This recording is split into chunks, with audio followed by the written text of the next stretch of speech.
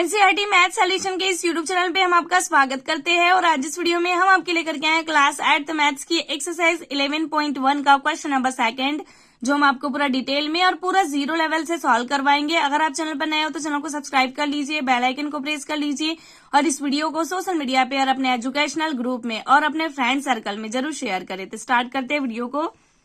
Exercise 12.1 question number 2 निम्नलिखित व्यंजकों के गुणनखंड कीजिए। ठीक है, इनके क्या करना है, गुणनखंड करना है। हमारे पास दिया है इसका फर्स्ट 7x - 42। ठीक है, सॉल्व। ठीक है, हमारे पास दिया है 7x - 42। इसको आप लिख सकते हैं, इसको हम लिख सकते हैं 7 × x - 42 को आप लिख सकते हो 2 × 3 × 7। गुणनखंड कर सकते हो आप। ठीक है, तो अब लिखेंगे हम प्रत्येक पद के सार्व उभयनिष्ठ गुणनखंड को बाहर निकालने पर। लिखते हैं प्रत्येक पद से सार्व उभयनिष्ठ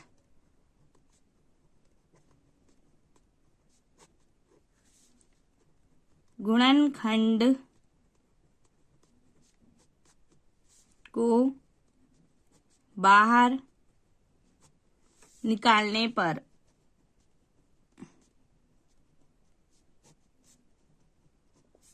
अब बाहर निकालते हैं। देखिए यहाँ भी 7 है और यहाँ भी 7 है। हम बाहर निकाल लेते हैं 7 को। 7 हमने बाहर निकाल लिया तो यहाँ क्या बचा, x - 2 × 3।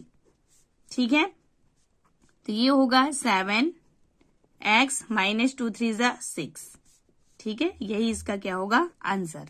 ठीक है, इसके बाद देखिए सेकंड क्वेश्चन है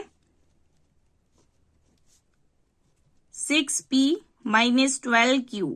इसे भी सॉल्व करते हैं, इसका भी गुणनखंड करना है हमें। तो हम लिखेंगे 6p - 12q को हम ऐसे लिख सकते हैं 2 × 3। 6p को हम लिख सकते हैं, 6 को लिख सकते हैं हम 2 × 3 × p - 12 को हम लिख सकते हैं 2 × 2 × 3 × q।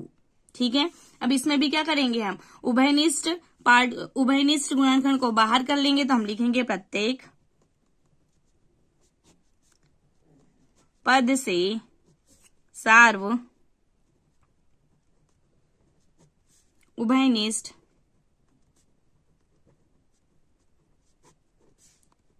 गुणनखंड को बाहर निकालने पर। इसमें देखिए जो कॉमन नंबर क्या दिख रहे हैं, इसमें 2 दिख रहा है, यहाँ भी 2 है, यहाँ 3 है, यहाँ भी 3 है। तो हम क्या 2 और 3 कॉमन ले लेते हैं, क्योंकि 2 × 3 हमने क्या ले लिया कॉमन। यहाँ क्या बचा p - 2q। ठीक है, तो ये होगा 2 3 = 6 p - 2q। यही आपका क्या होगा, आंसर। ठीक है, इसके बाद देखिए थर्ड है 7a² + 14a। 7a² + 14a, इसे भी सॉल्व करते हैं। 7a² + 14a, तो इसे हम लिख सकते हैं 7 × a × a minus 2 × sorry minus नहीं है, प्लस है 2 × 7 × a। इसमें भी क्या करेंगे हम, उभयनिष्ठ गुणनखंड को बाहर करेंगे। तो हम लिखते हैं प्रत्येक पद से सार्व उभयनिष्ठ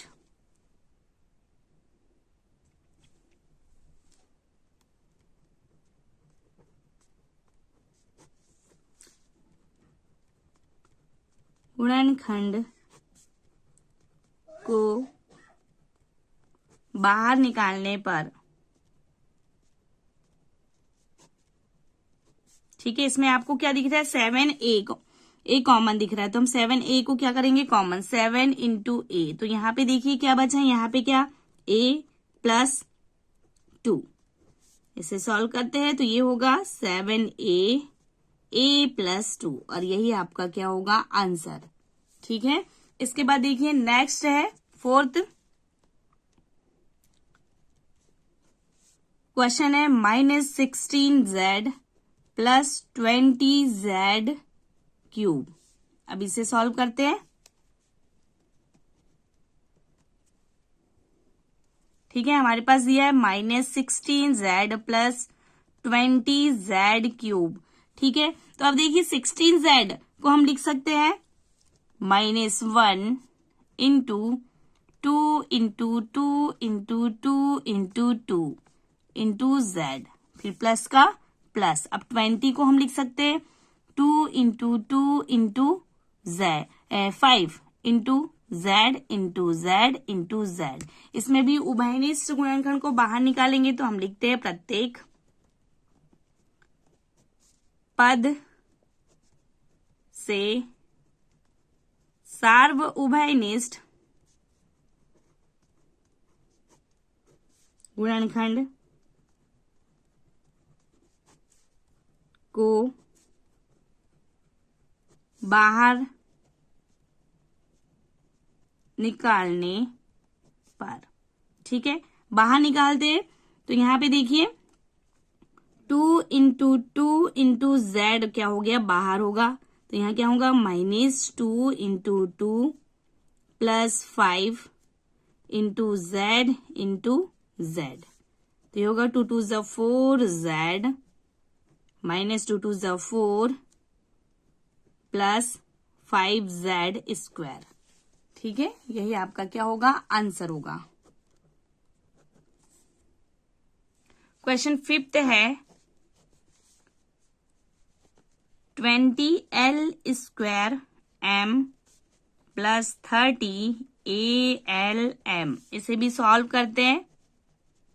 दिया है 20l square m plus 30al। तो इसको हम देखो, अब देखिए 20 को हम लिख सकते हैं 2 into 2 into 5 into l into l into m। ठीक है, प्लस 30 को हम लिख सकते हैं 2 into 3 into 5 into a into l into m। इसमें भी क्या करेंगे, उभयनिष्ठ गुणनखंड को बाहर निकालेंगे तो हम लिखते हैं प्रत्येक पद से सार्व उभयनिष्ठ गुणनखंड को बाहर निकालने पर।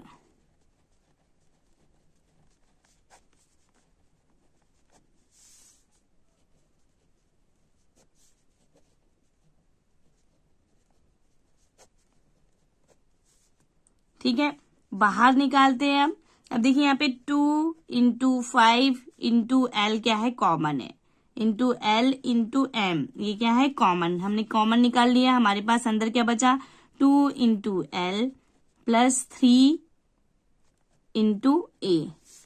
ठीक है, तो 2 5 ज़ा 10 L M 2l plus 3e, यही क्या होगा, आपका आंसर होगा। ठीक है, इसके बाद देखिए 6, क्वेश्चन 6 है 5x square y minus 15xy square. इसे सॉल्व करते हैं 5x square y minus 15xy square.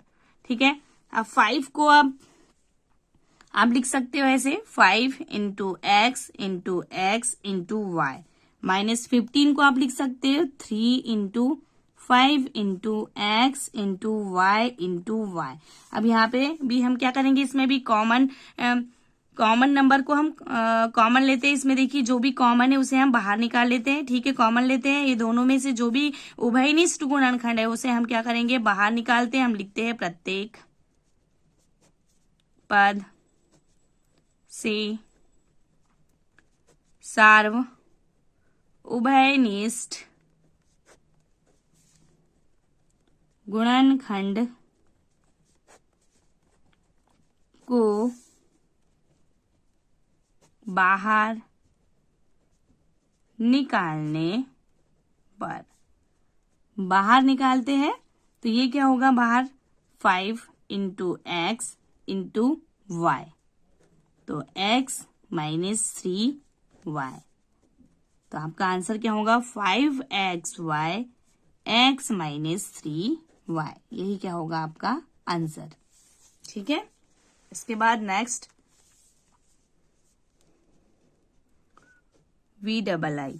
ठीक है, यह है क्वेश्चन क्या है आपका 10a² minus 15b² plus 20c²।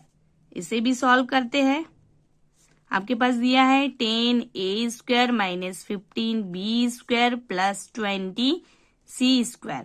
आप 10 को लिख सकते हो 2 into 5 into a into a, minus 15 को आप लिख सकते हो 3 into 5 into b into b, plus 20 को आप लिख सकते हो 2 into 2 into 5 into c into c। इसमें भी वही प्रत्येक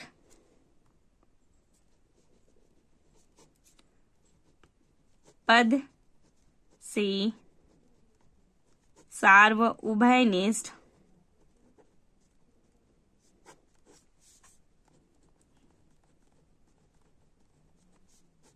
गुणनखंड को बाहर निकालने पर,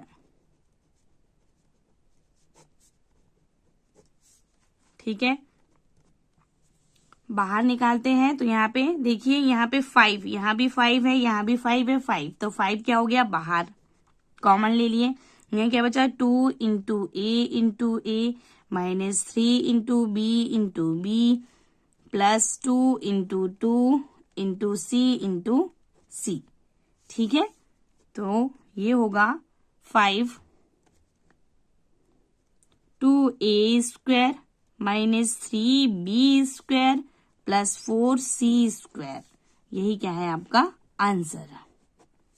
ठीक है, इसके बाद देखिए नेक्स्ट है minus 4a² plus 4ab minus 4ca। इसे भी सॉल्व करते हैं। Minus 4a² plus 4ab minus 4ac। ठीक है, अब इसे हम ऐसे लिख सकते हैं minus 1 into 2 into 2 into A.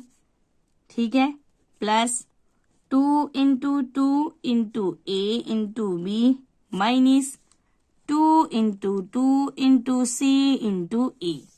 ठीक है, इसमें भी क्या करेंगे हम उभयनिष्ठ गुणनखंड को बाहर निकालेंगे।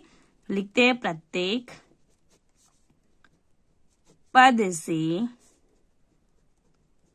सार्व उभयनिष्ठ गुणनखंड को बाहर निकालने पर, बाहर निकालते हैं। तो देखिए ये होगा 2 इंटू 2 इंटू ए, यहाँ माइनस ए प्लस बी माइनस सी। इसे सॉल्व करेंगे तो ये होगा 2 इंटू 2, 2 2 ज़ा 4a माइनस ए प्लस बी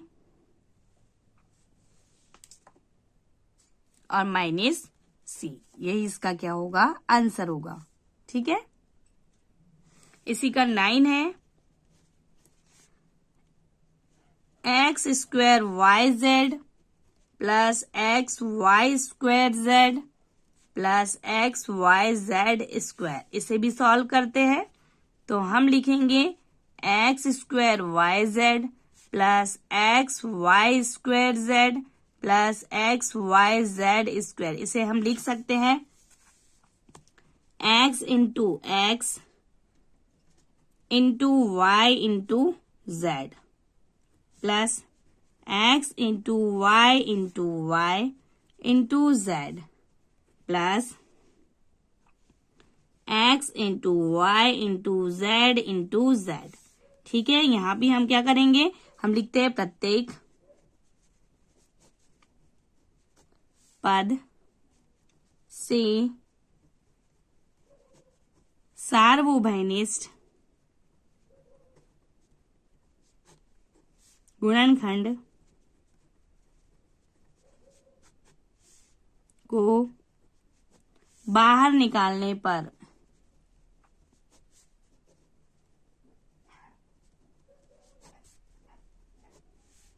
बाहर निकालते कॉमन, तो ये होगा x into y into z, हमने कॉमन कर निकाल लिया, तो यहाँ क्या बचा x plus y plus z. ठीक है, तो ये होगा x y z, x plus y plus z. ठीक है, यही आपका आंसर। ठीक है, इसके बाद लास्ट है, लास्ट क्वेश्चन है ax square plus B X Y X square Y plus B X Y square plus C X Y Z, इसे भी सॉल्व करते हैं। ठीक है, A X square Y plus B X Y square plus C X Y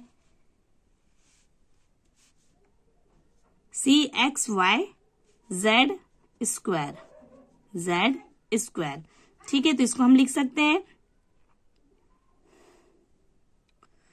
sorry Z square नहीं है। ठीक है, इसे हम लिखेंगे a into x into Y plus b into x into Y plus c into x into y into z. ठीक है, अब इसमें भी हम लिखते हैं, यहां भी प्रत्येक पद से सार्वभौमिक